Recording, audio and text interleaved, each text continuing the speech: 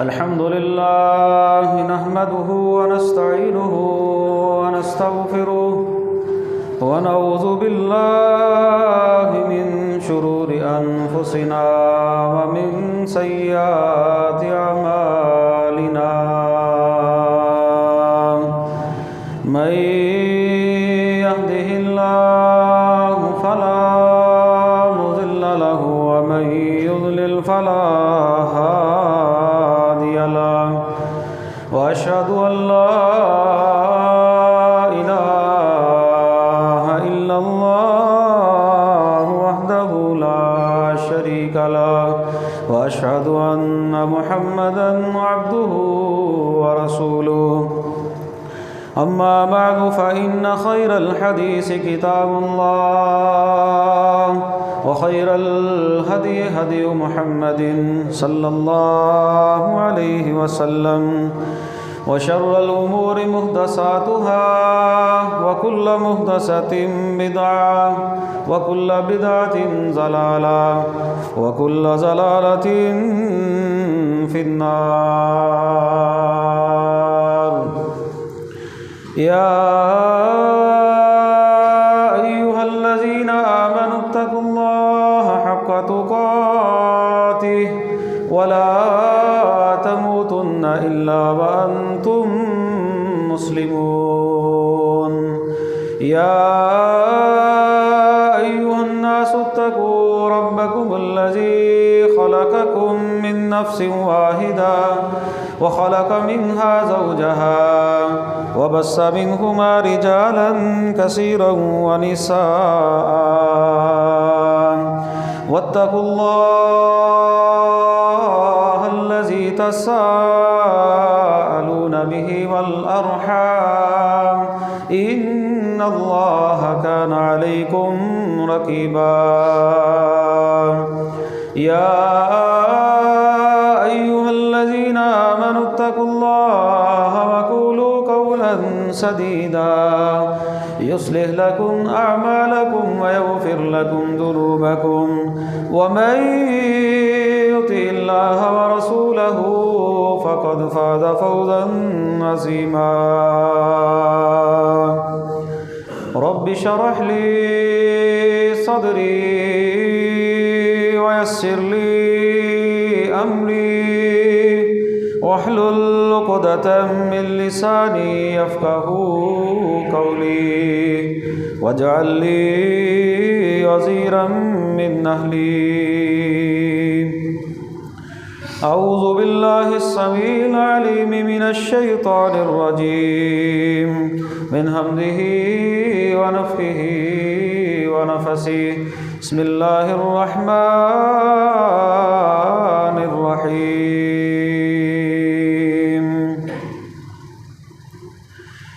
يا بني اذهبوا فتحسسوا من يوسف وأخيه ولا تيأسوا من روح الله إنه لا ييأس من روح الله إلا القوم الكافرون. ہر قسم کی حمد و ثنا، بڑائی، کبریائی، یکتائی، بادشاہی، شہنشاہی اللہ رب العالمین کی ذات کے لیے خاص ہے، جو علی کل شیء قدیر ہے، فعال لما یرید ہے، ہر چیز پر وہ قادر ہے، جو وہ چاہتا ہے وہ کرتا ہے. درود و سلام امام الانبیاء خاتم النبیین رحمۃ للعالمین جناب محمد رسول اللہ صلی اللہ علیہ وسلم کی ذات گرامی پر خاص. بخشش اور رحمت کی دعا صحابہ کرام، اہل بیت، تابعین نظام، اولیاء کرام، محدثین نظام اور بزرگان دین کے لیے. حمد و ثنا کے بعد میرے قابل احترام بزرگوں، ساتھیوں، دوستوں، میری ماں اور بہنوں،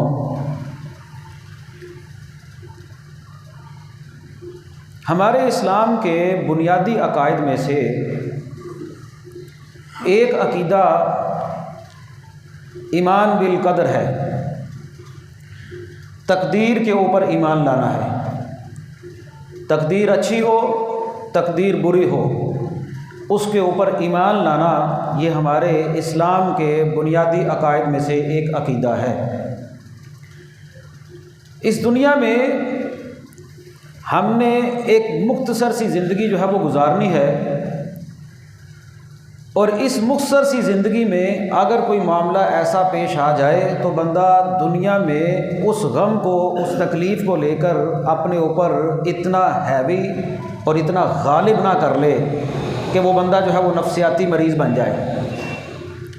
چونکہ زندگی مختصر ہے تو اس کا اختتام جیسے تیسے بھی ہو جائے، غموں میں ہو جائے، تکالیف میں ہو جائے، خوشیوں میں ہو جائے، آسائشوں میں ہو جائے، نعمتوں میں ہو جائے، ہمارا ایمان یہ ہے کہ ہمارے اللہ نے ہمارے بارے میں جو فیصلہ کیا ہے وہ عدل پر مبنی ہے، کیونکہ اللہ اپنے بندوں کے اوپر ظلم نہیں کرتا۔ عدل فی یا قضاء کا جناب رسول اللہ صلی اللہ علیہ وسلم فرماتے ہیں، اے اللہ میرے بارے میں تیرا ہر فیصلہ عدل پر مبنی ہے۔ تو نے مجھے گورا پیدا کیا ہے، کالا پیدا کیا ہے، امیر پیدا کیا ہے، غریب پیدا کیا ہے، نعمتوں کے ساتھ نوازا ہے، نعمتیں دے کر واپس لے لی ہیں یا پہلے نعمتیں نہیں تھی بعد میں دے دی ہیں، کسی حال میں تو نے جو ہے وہ مجھے رکھا ہے۔ تیرا فیصلہ میرے بارے میں عدل پر مبنی ہے، کیونکہ اللہ بعض دفعہ انسان اللہ سے یہ دعا کرتا ہے اللہ جو میرے لیے بہتر ہے وہ کر دے، اور اللہ ہی بہتر جانتا ہے کہ اگر انسان کے پاس مال و دولت زیادہ ہوتا تو ہو سکتا ہے یہ بندہ گمراہ ہو جاتا، ہو سکتا ہے یہ بندہ دین سے نکل جاتا۔ جب فیصلے اللہ پر چھوڑ دے بندہ، یہ عقیدہ اپنا جو ہے وہ پختہ رکھے کہ میرے بارے میں اے اللہ تیرا کوئی فیصلہ زیادتی پر مبنی نہیں بلکہ عدل پر مبنی ہے، تو اپنے بندوں کے ساتھ ظلم نہیں کرتا۔ اور جناب رسول اللہ صلی اللہ علیہ وسلم ایک دعا پڑھا کرتے تھے، لمبی دعا ہے، اس میں ایک ٹکڑا یہ ہے، اسألک الرضا بعد القضاء، اے اللہ میں تیری رضا کا طلبگار ہوں جب تو میرے بارے میں کوئی فیصلہ کر دے۔ سادے لفظوں میں سمجھ لیں کہ اے اللہ جب تو میرے بارے میں کوئی فیصلہ کرے نا تو پھر مجھے اس پر راضی بھی کر دے۔ اور آگے حدیث میں الفاظ ہیں وَلَا تَجْعَلِ الدُّنْيَا أَكْبَرَ هَمِّنَا، اے اللہ اس دنیا کو میرے لیے سب سے بڑی مصیبت نہ بنانا کہ میں اس کو اپنے سر کے اوپر سوار کر لوں، یہی میرے دماغ کے اوپر جو ہے وہ سوار ہو جائے، یہ میرے لیے سب سے بڑی تکلیف اور پریشانی بن جائے۔ انسان کے اوپر بعض دفعہ ایسی ایسی تکالیف آتی ہیں جو اس کی ایسی کمر توڑ دیتی ہیں کہ وہ اس کو اٹھنے نہیں دیتی، کہ بندہ اللہ سے یہ دعا کر رہا ہے کہ اے اللہ جب تو میرے بارے میں کوئی فیصلہ کرے نا تو مجھے اس پر راضی بھی کرنا، کیونکہ بعض دفعہ انسان وبیلا بھی کرتا ہے اور بہت سارے معاملات ایسے گلے شکوے بھی کرتا ہے، ناشکری بھی کرتا ہے، معاملہ ہو گیا بھئی اللہ کی رضا پر راضی ہو جانا، فوری ہو جانا، یہ بھی ایک نعمت ہے کہ بھئی اللہ نے میرے بارے میں جو فیصلہ کیا ہے میں اللہ کی رضا کے اوپر جو ہے وہ راضی، الحمدللہ کہہ دے۔ وَلَا تَجْعَلِ الدُّنْيَا أَكْبَرَ هَمِّنَا، اس دنیا کو میرے لیے بہت بڑا غم اور تکلیف کا سبب نہ بنانا۔ اور ویسے بھی جو چیز انسان کے بس میں نہیں، جو چیز انسان کے بس میں نہیں اس کو اپنے اوپر سوار کر لینا، یہ کہاں کی جو ہے وہ عقل مندی ہے۔ مثال کے طور پر کسی کا زندہ ہونا یا کسی کا فوت ہو جانا، کسی کا جوانی میں فوت ہو جانا یا کسی کا بچپن میں فوت ہو جانا ایک ایسا صدمہ ہوتا ہے والدین کے لیے کہ اس کا جوان بیٹا اور جوان اولاد جو ہے وہ فوت ہو جائے۔ اب بندہ اس چیز کو اپنے غم ہے، تکلیف ہے، لیکن یہ بندے کے بس سے باہر ہے۔ اگر ہمارے بس میں ہو تو ہم اس تکلیف کو کبھی بھی نہ آنے دیں، ہم اپنے ماں باپ کو فوت نہ ہونے دیں، ہم اپنی اولاد کو بھی فوت نہ ہونے دیں، ہم اپنا کبھی نقصان بھی نہ ہونے دیں۔ جو چیز انسان کے بس میں نہیں اس کو اپنی نفسیات کے اوپر غالب کر لینا، یہ کہاں کی عقل مندی ہے۔ جب بندہ جس چیز کو بس میں نہیں اس کے بارے میں سوچتا ہے نا، وہ بندہ اپنے آپ کو ڈپریشن کا شکار کر لیتا ہے، اپنے آپ کو نفسیاتی مریض بنا لیتا ہے۔ اس کو عربی میں کہتے ہیں قلق۔ قلق کہتے ہیں ایک تو وہ بندہ ہو کہ کسی کے اوپر مصیبت آ گئی، پریشانی آ گئی، اس کو سوچ سوچ کر دماغی مریض بن جانا، یہ مصیبت آئی تو آئی کیوں، یہ ہو گیا وہ ہو گیا، نہ آتی تو ایسے ہو جاتا، اب یہ ہو گیا اب یہ ہو گیا، اوہو وہ دن بڑے اچھے تھے، مال بڑا تھا، پیسے بڑے تھے، یہ بھی تھا وہ بھی تھا، لیکن یہ مصیبت جو آئی ہے نا اس نے مجھے جو ہے وہ تکلیف میں ایسے ڈال دیے۔ سوچ سوچ کر بندہ اپنے آپ کو ہلکان کر دے، اسے کہتے ہیں نفسیاتی ہونا، یا ایسی چیز کے بارے میں سوچتے رہنا کہ پتہ نہیں وہ تکلیف آنے والی ہے، بس آنے والی ہے بس۔ تو یہ بندہ ڈپریشن کا شکار ہو جاتا ہے، اور اپنے دماغ کے اوپر جس چیز کو وہ تسلط کر لیتا ہے نا، وہ بندہ جو ہے وہ ایمان بالقدر کے اوپر کمزوری کا جو ہے وہ سامنا کرنا پڑتا ہے اس کو، یا اس کا ایمان کمزور ہو چکا ہوتا ہے۔ اللہ کے نبی صلی اللہ علیہ وسلم فرماتے ہیں اگر کسی بندے کے ساتھ کوئی معاملہ پیش ہو جائے نا تو وہ یہ نہ کہے اگر میں ایسے کرتا تو ایسے ہو جاتا، اگر میں ایسے کرتا تو ایسے ہو جاتا، اگر مگر نہ کرے۔ جب بندہ اگر کرتا ہے نا، اگر مگر کرتا ہے تو یہ شیطان کے راستے کو کھول دیتا ہے، ایک دروازہ کھول دیتا ہے، کیونکہ یہ اگر مگر کرنا یہ شیطان کا کام ہے، وہ اس کام کے اوپر تمہیں لگا رہا ہے۔ اگر کوئی معاملہ پیش آ گیا ہے تو اللہ کی رضا کے اوپر بندہ جو ہے وہ راضی ہو جائے۔ اصل میں ہمارے ساتھ معاملہ پتہ کیا ہے؟ اصل جو نا امیدی ہے، مایوسی ہے، یہ اللہ پر عدم توکل اور عدم اعتماد کا نتیجہ ہے۔ میں نے آپ کو پہلے بھی پچھلے خطبے میں بھی بتایا کہ یہ بات ذہن میں رکھ لیں کہ اللہ علیم بھی ہے، اللہ حکیم بھی ہے، اور اللہ قدیر بھی ہے۔ اللہ جانتا ہے، میرے حال سے واقف ہے، اللہ کا کوئی کام حکمت سے خالی نہیں ہوتا۔ اور یہ بات بھی ذہن کے اندر رکھ لیں کہ اللہ رب العالمین جو ہے وہ میری اس مشکل اور پریشانی کو دور کرنے پر بغیر اسباب کے قادر ہے، بغیر اسباب کے، وہ اسباب کا محتاج نہیں۔ جب اس نے دور کرنا ہے تو اسباب خود بخود پیدا ہو جاتے ہیں، خود بخود۔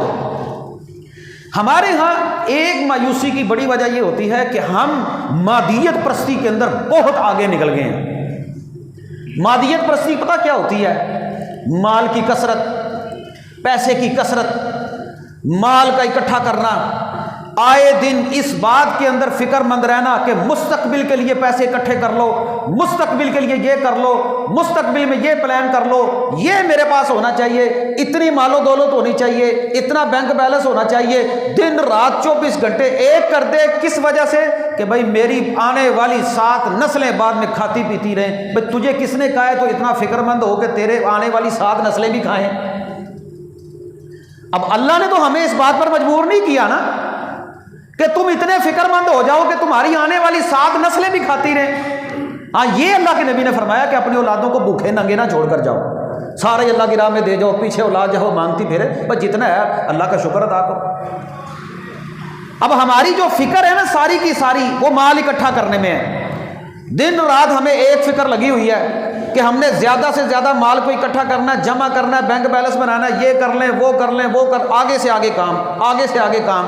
خواہش ہے انسان کی ختم ہونے کا نام ہی نہیں لیتی۔ ہمیں یہ فکر ہے کہ میری اولاد جو ہے وہ ایسے ہو جائے، میری آنے والی نسلیں جو ہے وہ کھاتی پیتے رہیں۔ اللہ نے تو تجھے کہا حلال کھا جو تیرے پاس ہے، اگر تیرے رزق کفایت کر جاتا ہے تجھے، اللہ کا شکر ادا کر کے تو حلال کھا رہا ہے، تیرے پاس چھت ہے، تو سو جاتا ہے، صحت مند ہے، تندرستی ہے، اللہ کے سامنے اگر سجدہ کر لیتا ہے، زندگی اچھی گزار جاتا ہے، تیری زندگی گزر گئی، تیرے پچھلوں کا حساب انہوں نے جو کمانا ہے ان کے بارے میں ہونا ہے۔ ہاں اگر تو حرام ان کو دے کر گیا تو ان کا حساب بھی تجھ سے ہی ہونا ہے۔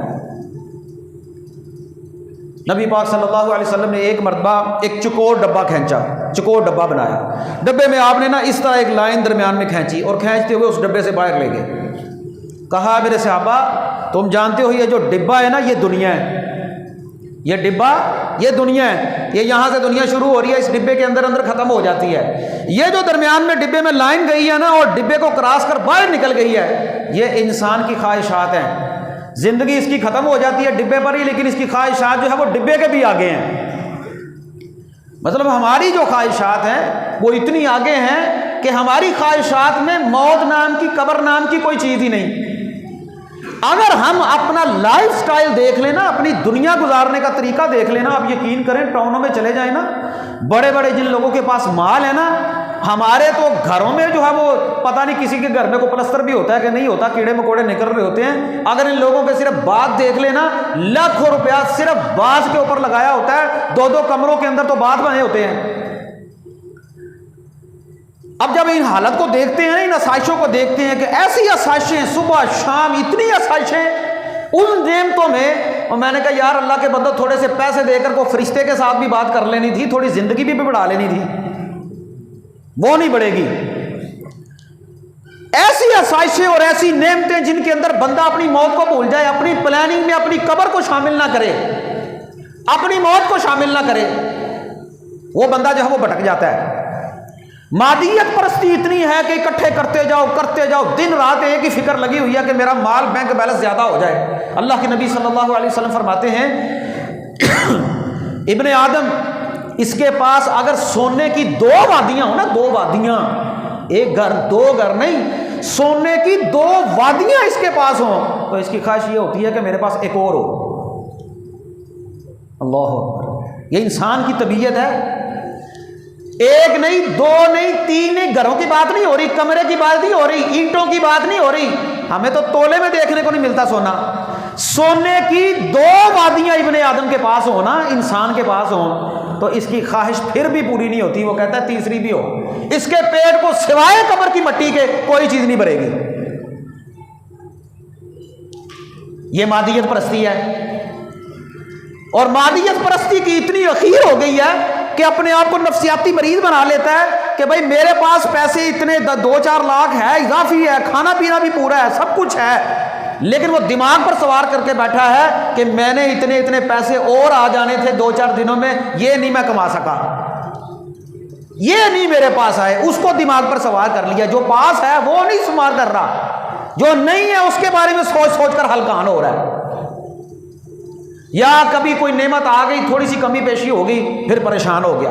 اللہ فرماتے ہیں وَلَئِنْ أَذَقْنَا الْإِنسَانَ مِنَّا رَحْمَةً ثُمَّ نَزَعْنَاهَا مِنْهُ إِنَّهُ لَيَئُوسٌ كَفُورٌ۔ ہم انسان کے اوپر کوئی رحمت کرے، پھر اگر اس رحمت میں سے ہم تھوڑا سا واپس لے لیں، کچھ واپس لے لیں نا، تو انسان نے شکرا ہو جاتا ہے۔ وَإِذَا أَنْعَمْنَا عَلَى الْإِنسَانِ أَعْرَضَ وَنَأَىٰ بِجَانِبِهِ وَإِذَا مَسَّهُ الشَّرُّ كَانَ يَئُوسًا۔ جب انسان کے پاس نعمتیں ہوتی ہیں تو اپنے پہلو کو پھیر لیتا ہے، اللہ کو بھی بلا دیتا ہے، منہ موڑ لیتا ہے۔ وَإِذَا مَسَّهُ الشَّرُّ كَانَ يَئُوسًا، اور جب کوئی تکلیف آتی ہے تو پھر نا امید ہو کر بیٹھ جاتا ہے۔ خوشی کے عالم میں اس کو رب نہیں یاد آتا، تکلیف آ گئی اس کو دماغ پر سوار کر لیا۔ فَأَمَّا الْإِنسَانُ إِذَا مَا ابْتَلَاهُ رَبُّهُ فَأَكْرَمَهُ وَنَعَمَهُ فَيَقُولُ رَبِّي أَكْرَمَنِ۔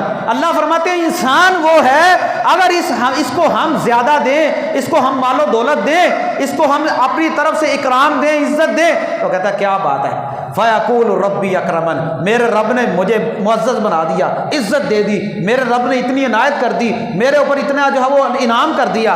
اور اللہ فرماتے ہیں وَأَمَّا إِذَا مَا ابْتَلَاهُ فَقَدَرَ عَلَيْهِ رِزْقَهُ، جیسے ہی ہم اس کے رزق کو تھوڑا سا تنگ کرتے ہیں نا، تھوڑا سا تنگ کرتے ہیں، فَيَقُولُ رَبِّي أَهَانَنِ، تو کہتا ہے اوہو میرے ساتھ یہ کیا معاملہ ہوگا، مجھے میرے رب نے رسوا کر دیا۔ یہ قرآن کو اللہ رب العالمین نے قرآن میں یہ چیزیں بیان کر دی ہیں۔ ہماری جو نفسیاتی بیماریاں ہیں نا، ان میں سے ایک بیماری ہے مادیت پرستی، مال و دولت کے پیچھے ہلکان ہو جانا۔ یہ جو مادیت پرستی کا دور جا رہا ہے نا، اس میں ہر بندہ سٹیٹس دیکھتا ہے، سٹیٹس، اس کے پاس یہ ہے میرے پاس کیوں نہیں، اس کے پاس بڑا گھر ہے میرے پاس کیوں نہیں، اس کے پاس بڑی گاڑی ہے میرے پاس کیوں نہیں، اس کے پاس اتنا بینک بیلنس ہے میرے پاس کیوں نہیں، اس کے بچے بڑی یونیورسٹی میں پڑھتے ہیں میرے بچے کیوں نہیں پڑھتے، اس کے بچے مہنگے اسکول میں پڑھتے ہیں میرے کیوں نہیں پڑھتے۔ حتیٰ کہ قریبی رشتہ داروں بہن بھائیوں میں بھی شراکت داری اور شریکہ اتنا برا ہوتا ہے، حالانکہ بندے کی پسلی اتنی نہیں۔ بیگم کہتی ہے تیرے بچے اتنے نہیں پڑھتے، وہ بچے اتنے پڑھتے ہیں، وہ انیاں فیساں دینا، تو کیوں نہیں دینا۔ اب وہ بندہ اپنی جو ہے وہ پسلی سے زیادہ کام کرے گا نا، اپنی چادر سے زیادہ اپنی جو ہے وہ پاؤں پھیلائے گا تو وہ مریض بن جائے گا۔ بھائی اس کی آمدن اتنی نہیں، وہ کس طرح اس کو جو ہے وہ افورڈ کرے گا۔ پھر نہ شکری دماغ میں آتی ہے، پھر بندہ کہتا ہے اوہ اللہ نے مجھے تو دیا ہی نہیں، اس دماغ کے اندر ایک بات ڈال دی بس۔ یہ نہیں کہ جتنا ملا اس پر شکر ادا کرے، یہ مادیت پرستی کا دور ہے۔ بس بزنس شروع کیا، بھائی بزنس شروع کیا ہے، کام شروع کیا ہے، اللہ تعالیٰ نے تیرے اوپر محنت رکھی ہے کہ تو محنت کر، انسان محنت کرتا ہے۔ اب محنت کی انسان نے، محنت کرتا ہے، لیکن محنت کرنے کے باوجود کاروبار نہیں چلا، تو اس پر دماغ کے اوپر مسلط کر لے اس کو کہ میرا کام نہیں چلا، میرا کام نہیں چلا۔ بھائی دو تاجر، دو دکاندار ایک ہی جگہ پر بیٹھے ہوتے ہیں، ایک ہی دکان زیادہ چل رہی ہوتی ہے، ایک ہی قسم کا کپڑا، ایک ہی قسم کا مال ان کے پاس موجود ہے، ایک ہی زیادہ چلتی ہے دوسرے کی نہیں چلتی، تو رزق لے سکتا ہے کسی کا؟ یہی تو اللہ تعالیٰ ہمیں بتانا چاہتے ہیں، نحن قسمنا بینہم معیشتہم فی الحیات الدنیا، یہ رزق ہم نے تقسیم کیا ہے تمہارے درمیان، ہم زیادہ بہتر جانتے ہیں کہ تمہارے ساتھ معاملہ کیا بننا چاہیے۔ کاروبار نہیں چلا، نہیں چلا، اللہ کی رضا پر راضی ہو جائے، کوئی اور کر لو۔ ایک بندے کے پاس فیکٹری نہیں، وہ اس سوچ میں ہلاک ہو جائے میرے پاس فیکٹری کیوں نہیں ہے۔ بھئی ایک بندہ اگر مزدوری کر رہا ہے تو بھی مزدوری کر لے، اللہ نے تو کہا تو نے گزران کرنا ہے۔ جناب رسول اللہ فرماتے ہیں میں نے بھی لوگوں کی بکریوں کو چرایا ہے صلی اللہ علیہ وسلم۔ تو بات یہ میں کر رہا تھا، بزنس ہے اور بہت سارے معاملات ہیں بندے کے، کاروباری معاملات ہیں، اس طرح کے معاملات میں مادیت پرستی نے ہمیں نفسیاتی مریض بنا دیا، کم آمدنی نے ہمیں پریشان کر دیا کہ آمدنی میری اتنی جتنی ہے اس میں کفایت کرنے کی کوشش کرو، اس میں اپنے آپ کو چلانے کی کوشش کرو، کم کھا لو، حلال کھا لو، تھوڑا کھا لو، لوگوں کے پیچھے نہ چلو، اپنے سے اونچے لوگوں کو نہ دیکھو، اپنے سے نچلے لوگوں کو دیکھو، بندہ نفسیاتی مرض سے بچ جائے گا، ورنہ یہ ڈپریشن ہے بندے کو دماغ خراب کر دیتی ہے بندے کا۔ کیسے تیسے بھی حالات تھے نا جناب رسول اللہ صلی اللہ علیہ وسلم کے، پتھر بھی باندھے ہیں، میں نے آپ کو پچھلے خطبے میں بڑی وضاحت کی، پتھر بھی باندھے ہیں، گھروں میں پانی کے علاوہ کوئی چیز نہیں ہے، امی عائشہ کے پاس سوائے کھجور کے کچھ بھی نہیں ہے۔ حضرت ابو ہریرہ فرماتے ہیں بھوک کی وجہ سے میں مسجد نبوی کے اندر بے ہوش ہو گیا، کس وجہ سے کہ کھانے پینے کے لیے کوئی چیز نہیں، علم پڑھنے کے لیے بیٹھے ہوئے ہیں اور بھوک کی وجہ سے بے ہوش ہو گئے۔ کہیں نہیں آتا کہ ان لوگوں نے شکری کی کوئی اس طرح کی مدیت، لمبا چوڑا مال اکٹھا، ہر حال میں یہ فیصلہ کرنا کہ اللہ تیرا ہر فیصلہ میرے بارے میں عدل پر مبنی ہے، کہ شروع سے ہم لوگ ایک ہی طرح کا کھا پی رہے ہیں۔ ایک وہ وقت تھا جب ہمارے پاس جو ہے وہ 5-10 روپے ہوتے تھے، پھر بڑھتا گیا، پھر 100 ہو گئے، پھر 1000 ہو گیا، 5000 ہو گیا، اب ہمارا ان لوگ اس پیسے ان خرچوں میں بھی گزارا نہیں ہوتا، تو پھر یہ خواہشات تو نہیں پوری ہونی، یہ تو نہیں پوری ہونی، یہ تو انسان نفسیاتی مریض بنتا چلا جائے گا، بنتا چلا جائے گا، پریشان ہوتا چلا جائے گا۔ حضرت یعقوب علیہ السلام کی سیرت قرآن مجید میں اللہ تعالیٰ نے بیان کی ہے۔ دیکھیں حضرت یعقوب علیہ السلام کو جب آ کر بیٹوں نے کہا نا ابا جان یوسف کو تو بھیڑیا کھا گیا، یوسف علیہ السلام بڑے پریشان ہوئے، کہنے لگے نہیں تمہارا مکر ہے، اور اس مکر پر بل سولت لکم انفسکم امرا فصبر جمیل، یہ تمہارا گڑھا ہوا ایک مکر ہے، میں تو اس بات پر صبر ہی کر سکتا ہوں۔ انما اشکو بسی و حزنی الی اللہ، میں تو اپنا غم اور اپنی تکلیف جو ہے وہ اللہ کے سامنے رکھتا ہوں۔ وَأُفَوِّضُ أَمْرِي إِلَى اللَّهِ، قرآن کہتا ہے انسان کے اللہ میرا معاملہ تیرے سپرد ہے، میں اپنے معاملے کو کس کے سپرد کرتا ہوں؟ اللہ تیرے سپرد کرتا ہوں۔ ابھی یوسف کا غم بھولے نہیں تھے، وہ بھائی جو ہے وہ دانے لینے کے لیے حضرت یوسف کے پاس گئے نا، وہ جب واپس آئے نا تو انہوں نے کہا اگلی بار آؤ گے نا تو ساتھ اپنے بھائی بنیامین کو بھی لے کے آنا۔ وہ بھائی بنیامین کو لے کر گئے، حضرت یوسف علیہ السلام نے بڑی مہارت کے ساتھ اپنے بھائی بنیامین کو اپنے پاس رکھ لیا۔ جب واپس آئے نا اس وقت پریشان ہو گئے کہ ہم کیا جواب دیں گے اپنے ابا جان کو، جا کر بوڑھے ہو گئے، وہ تو پہلے یوسف کی جدائی کے اندر رو رو کر جو ہے وہ اپنے آپ کو انہوں نے پریشان کر لیا۔ وَبْيَضَّتْ عَيْنَاهُ، ان کی آنکھیں سفید ہو گئی ہیں رو رو کر، وہ تو پہلے ہی بڑے پریشان ہیں، ترلا بڑا کیا، لیکن حضرت یوسف نے کہا ہمارا تو قانون اور اصول یہ ہے جو چوری کرتا ہے اسی کو رکھیں گے، ہم تم میں سے کسی کو نہیں رکھیں گے۔ واپس گئے، جا کر کہنے لگے ابا جان آپ کے بیٹے بنیامین نے چوری کی ہے۔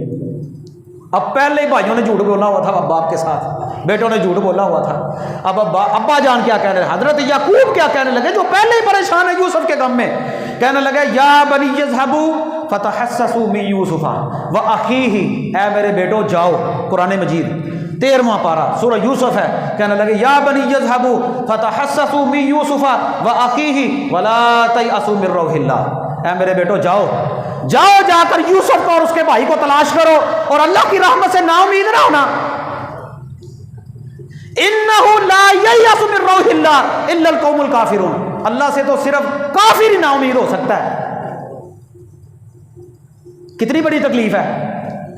ایک زندگی کے اندر کسی کا بیٹا کسی کا بچہ فوت ہو جائے نا، اس پر بندہ صبر کر لیتا ہے. اللہ نہ کرے کسی کا جوان بیٹا گم ہو جائے اور اس کے فوت ہونے کا بھی پتہ نہ چلے. وہ باپ اس کے ساتھ ہی وہ معاملہ اس کو ہی پتہ ہوتا ہے کہ یہ جو ہے وہ معاملہ جو ہے وہ کیا میرے ساتھ دن رات اس کے کس طرح گزرتے. کسی کے گھر کا کوئی فرد غائب ہو جائے، کیسے وہ بندہ دن اور رات گزارتا ہے، اس کو صبر ہی نہیں آتا.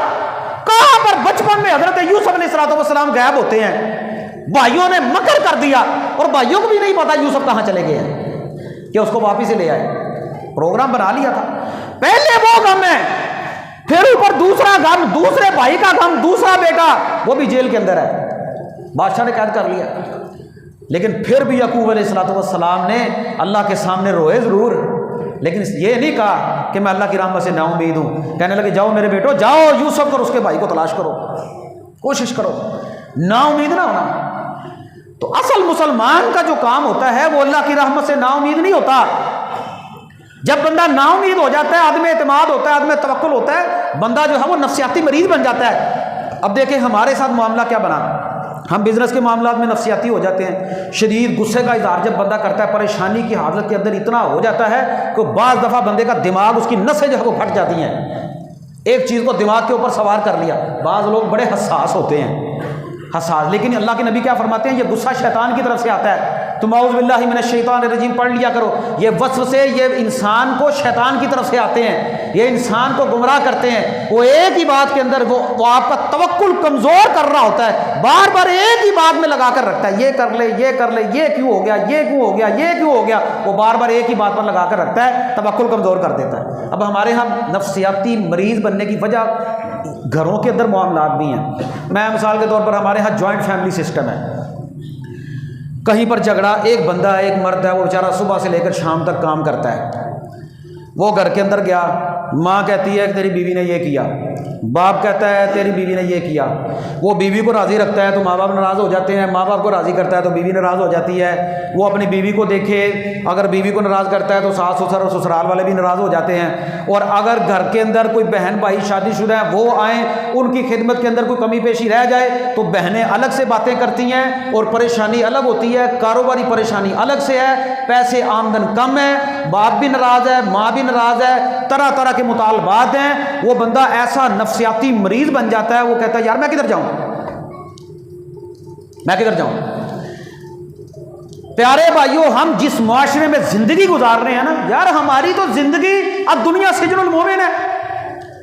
اصل میں اگر آج ہمیں کوئی کہے نا ہم لوگ قید خانے میں ہیں، 4 دن نہیں گزرتے، 15-20 دن نہیں گزرتے، اتنا لمبا چوڑا ہمارے گھروں کے اندر بجلی کا بل آ جاتا ہے. کہیں پر گیس کا بل وہ زیادتی ہو رہی ہے، کہیں پر جو ہے وہ کھانے پینے کے معاملات ہیں، کوئی بچہ بیمار ہو گیا، کہیں پر فیسیں ہیں بچوں کی، کہیں پر بچوں کو پڑھانا ہے، کہیں پر بندہ خود بیمار ہو گیا.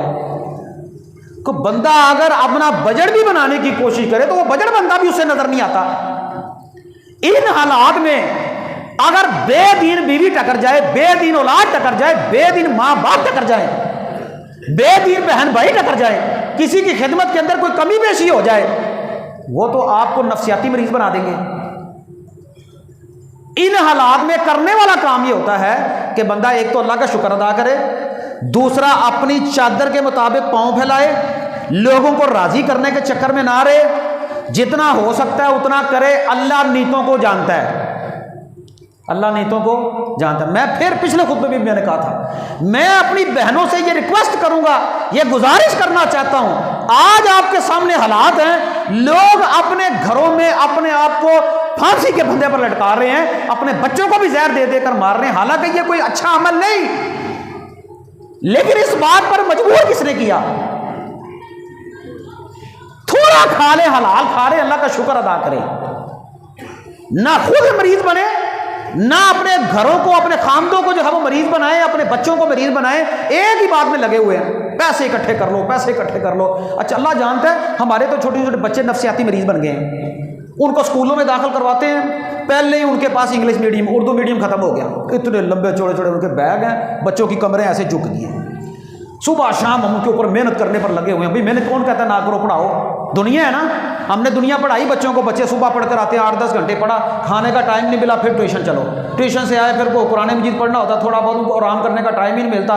بچے پڑھ کر پاگل ہو گئے ہیں, اور پھر اس کے بعد ہے کیا فزکس کیمسٹری بیالوجی وہ پتہ نہیں کس نے استعمال کرنی ہے کس نے استعمال نہیں کرنی, اور پھر وہ بچے دماغ پر لیتے ہیں. پھر ہمارے ہاں ہوتا کیا ہے, جب رزلٹ آتا ہے وہ بچوں سے پوچھتے ہیں تیرے کتنے نمبر آئے ہیں, تیرے کتنے نمبر آئے ہیں, وہ فون کر کے پوچھتے ہیں. ہمارے ہاں جب بھی یہ میٹرک کا رزلٹ آتا ہے نا, ہر سال اخباریں اٹھا کر دیکھ لے, بچے خودکشیاں کر لیتے ہیں.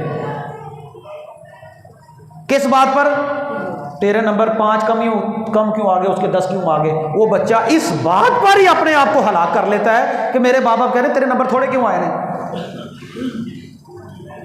بھئی یہ کوئی بات ہے, دنیا ہے نا.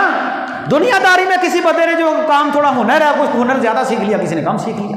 ایسی مقابلے بازی ہے, ہم اپنے بچوں کو مریض بنا رہے ہیں. نمبر گیم کے اندر لگا دیا بچوں کو بھی, لگے رہو اسی کام کے اندر.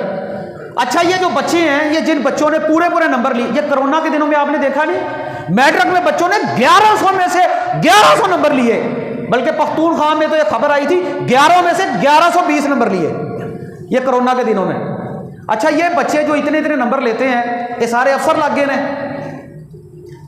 کدھر گئے ہیں یہ بچے, کدھر جاتے ہیں, کیوں ہم ان کو مریض بنا رہے ہیں, کدھر جا رہی ہے یہ تعلیم ہماری.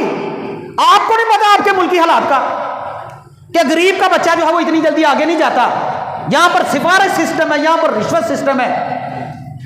تو پھر کیوں ہم اپنے آپ کو اس بات پر مریض بنائیں کہ میرا بچہ کم نمبر لے رہا ہے, یا میرا بچہ گورنمنٹ میں پڑھ رہا ہے, اس کا بچہ پرائیویٹ میں پڑھ رہا ہے, میرا بچہ جو ہے وہ یہ نوکری نہیں کر سکتا, اس کا بچہ یہ نوکری نہیں کر سکتا. جتنا کر سکتا ہے اتنا کر لے, کہ آپ کا بچہ خودکشی کر لے, آپ بچے سے محروم ہو جائیں, یہ بہتر ہے, یا یہ بہتر ہے بھائی اللہ کی رضا پر راضی ہو جاؤ. بیٹا آپ نے کوشش کی ہے نا, اللہ کا شکر ادا کرو, جو اللہ نے ہمارے مقدر میں لکھا ہوا ہمیں مل جائے گا. بچے کی حوصلہ افزائی کہ بچہ اور چلے گا. ہمارے گھروں میں دیکھ لیں لوگ, ماں باپ اب بچوں کی شادیوں کی وجہ سے نفسیاتی مریض ہو گئے. یا تو بچوں کی شادیاں نہیں ہو رہی, بچے گمراہ ہو گئے ہیں, اور اگر کسی کی شادیاں ہوتی ہیں تو ان کے جو ہے وہ معاملات میں پریشان ہو جاتے ہیں. ان کو اتنی سوجھ بوجھ نہیں ہوتی, ان کو سمجھ نہیں ہوتی, دین کا پتہ ہی نہیں ہے. اگر کوئی جوان لڑکی آ گئی ہے, وہ لڑکے کے ماں باپ کا جینا حرام کر دیتی ہے, اس کو ایسے توڑ دیتی ہے اس کو کہ تیرا اس کے ساتھ تعلق ہی کوئی نہیں ہے. وہ سوچ کر پریشان ہو جاتے ہیں, میں اگر کچھ کہوں تو میرے بیٹے کا گھر خراب ہوتا ہے, نہ کہوں تو پھر یہ گمراہ ہو جائے گا. لوگ بیٹیوں کی وجہ سے پریشان ہیں, بیٹیوں کے رشتے نہیں ہوتے. اچھا بیٹیوں کو ایم فل کروا دیا, پی ایچ ڈی کروا دیا. بھائی پی ایچ ڈی کرتے کرتے لڑکی کی عمر تو گزرے گی, پھر اس کی مقابلے بازی میں ڈھونڈتے اسٹیٹس ڈھونڈتے اس کی ساری زندگی گزار دی.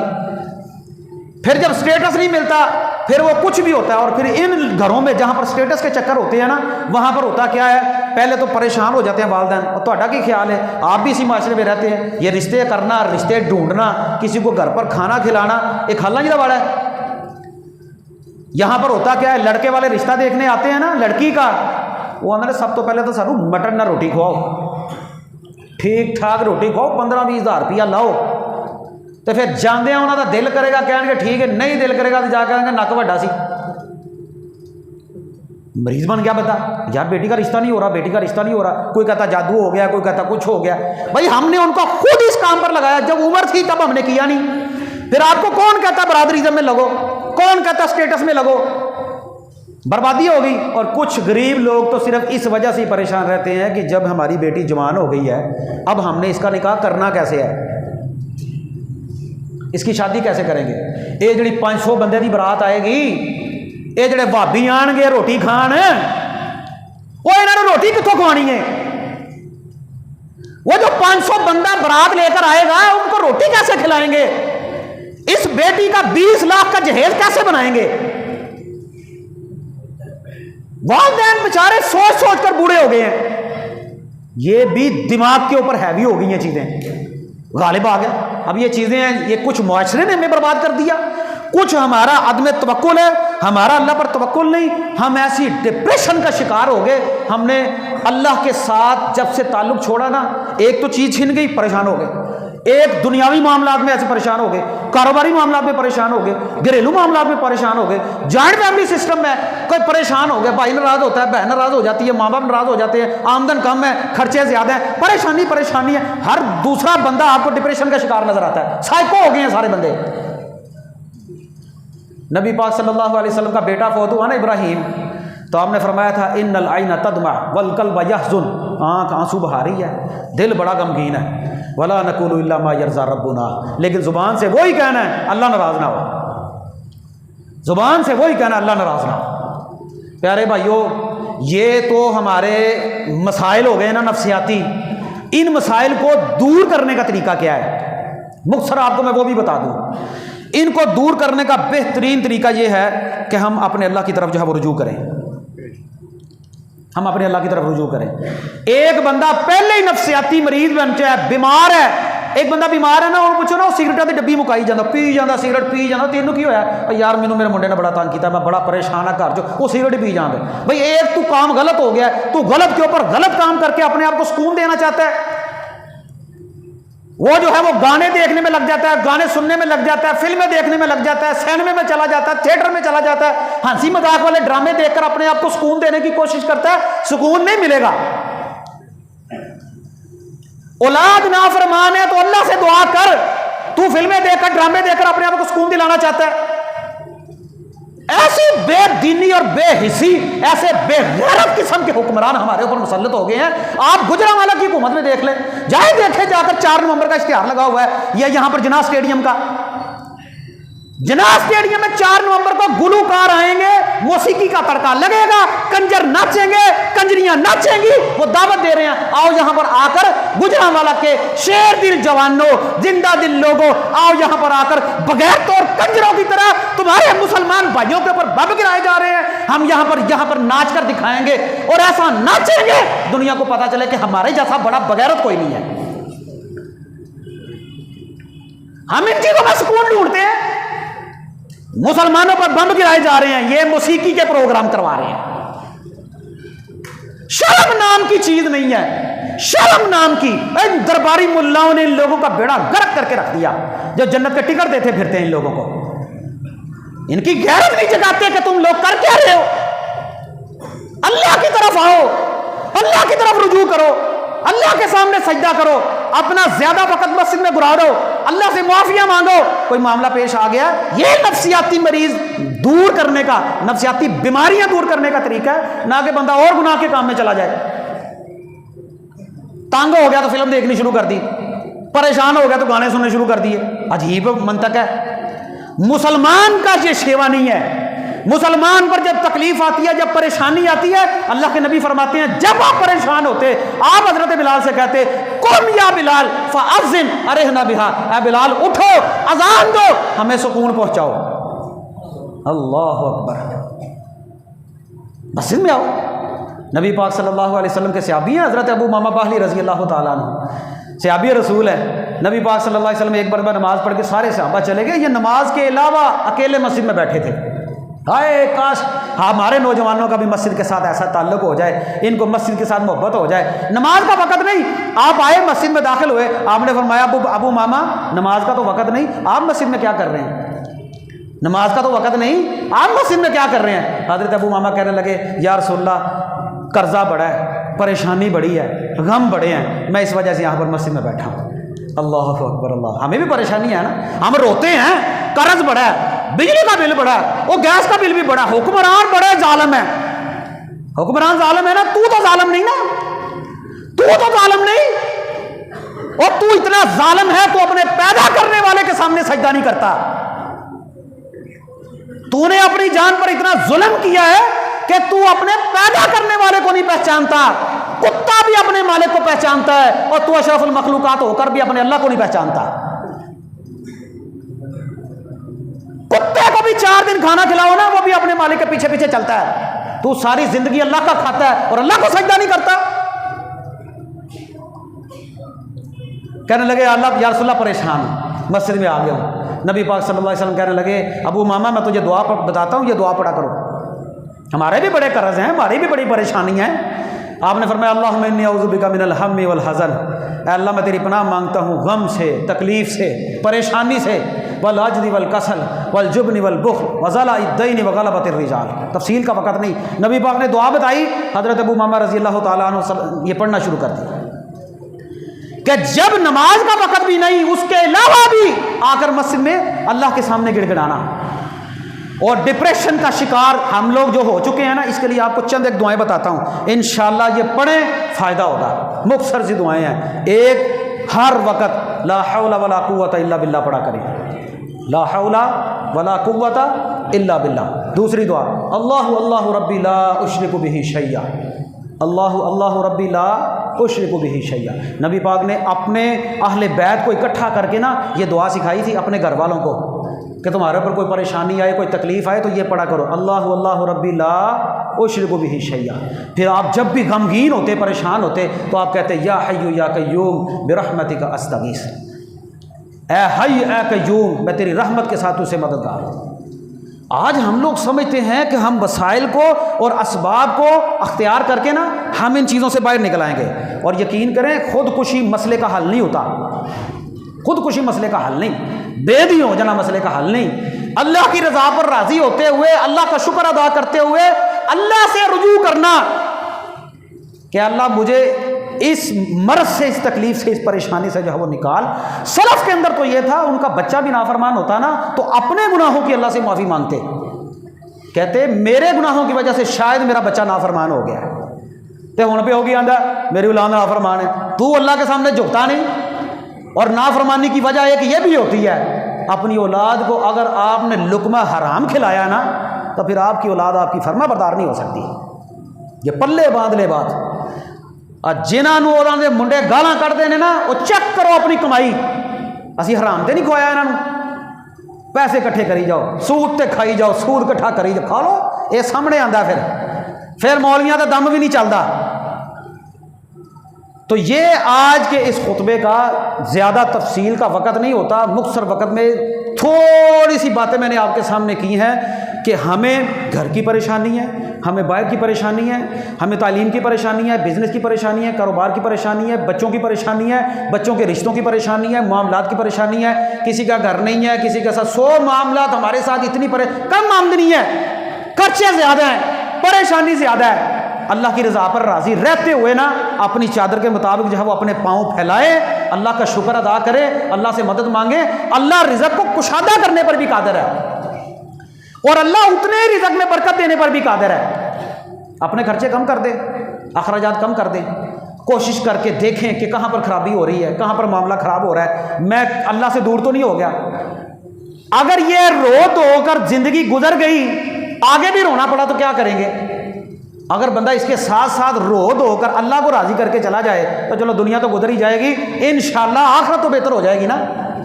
اللہ تعالیٰ سے دعا ہے اللہ ہمیں صحیح معنوں میں قرآن و سنت کے مطابق زندگی گزارنے کی توفیق عطا فرما۔ اقول قولی ھذا استغفر اللہ لی و لکم۔